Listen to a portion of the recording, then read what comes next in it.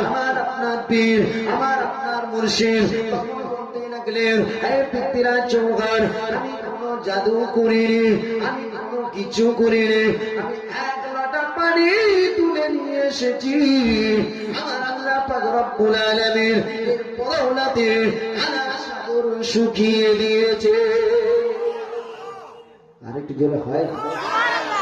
আমি কোন জাদু করিনি, আমি কোন কেরামতি কিছু করিনি, আল্লাহ পাক রব্বুল আলামিন আমার ওসিলা করে আনা সাগরটা শুকিয়ে দিয়েছে।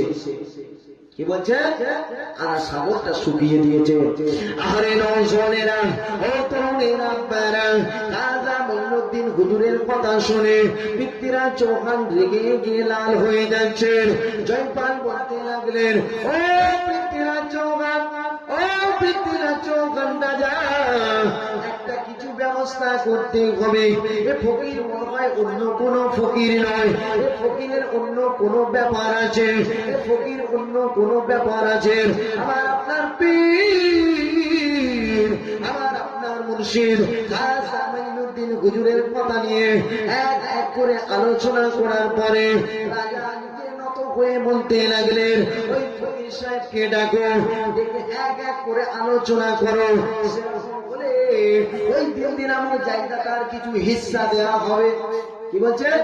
এই দিন নামক জায়গাটায় যে আমি একটা রাজা বসে আছি, ফকির সাহেব যা শুরু করতেছে একেবারে পুরো বিজনেস গুড়িয়ে দেওয়ার থেকে ওর সঙ্গে কি একটা শেয়ার করে কি ব্যাপারটা বলতে যাচ্ছে।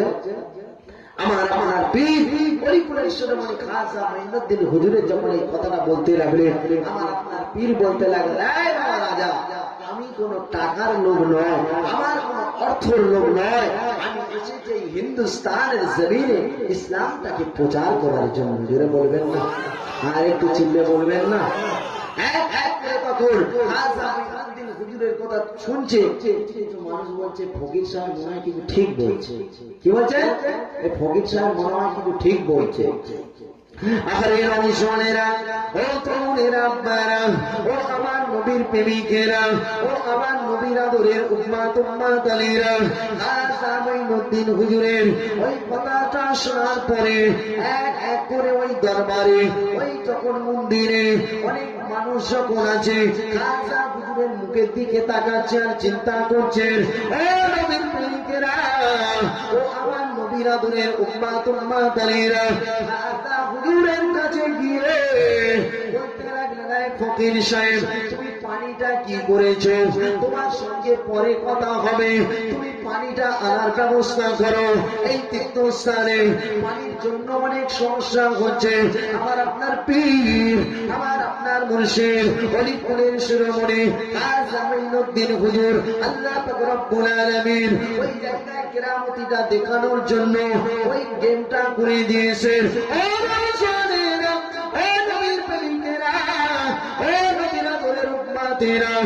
আমার আম্মা জানেরা, ও আমার বোনেরা, খালারা, শুনে রেখে দেন, জেনে রেখে দেন, খাজা মঈনুদ্দিন হুজুর ওই টাকাটা নিয়ে আনা সাগরে বিসমিল্লাহ বলে ঢেলে দিয়েছেন।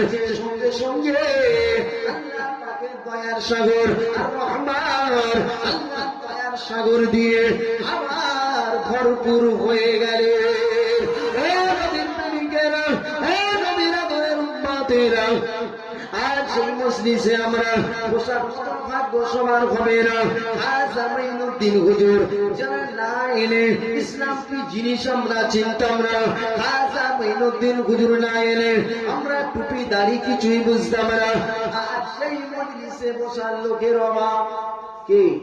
হ্যাঁ, সেই মজলিসে আজ লোক থাকা।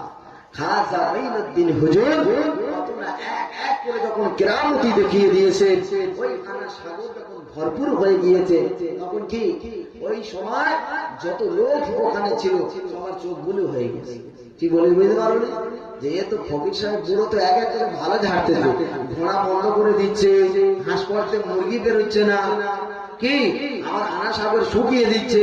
কোনো রহস্য আছে? কি বলছে? এ কোন রহস্য আছে? আমার আপনার পীর, আমার আপনার মুর্শিদ খাজা মঈনুদ্দিন হুজুরের প্রতি এক এক করে মুহাব্বত বেড়ে গেলেন। জোরে বলবেন না? আর একটু জোরে হয় না? শরীফ আল্লাহুম্মা সাল্লি আলা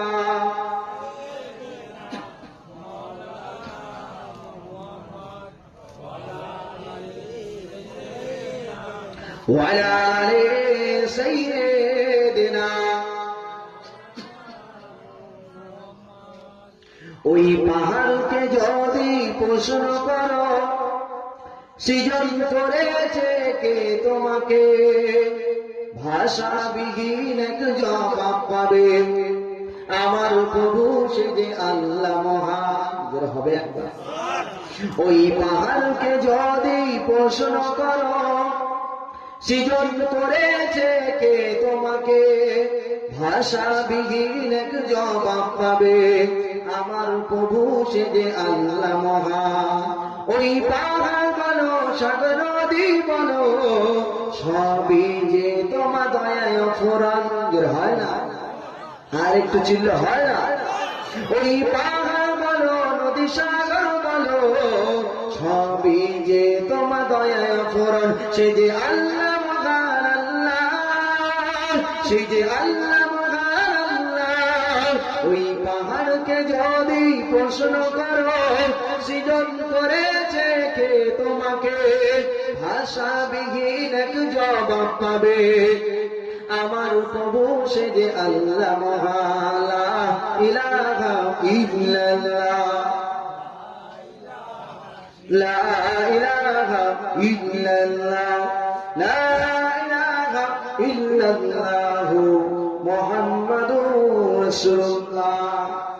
নারে তাকবীর, নারে তাকবীর।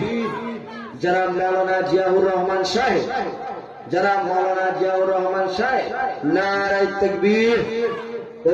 আল্লাহুম্মা সাল্লি আলা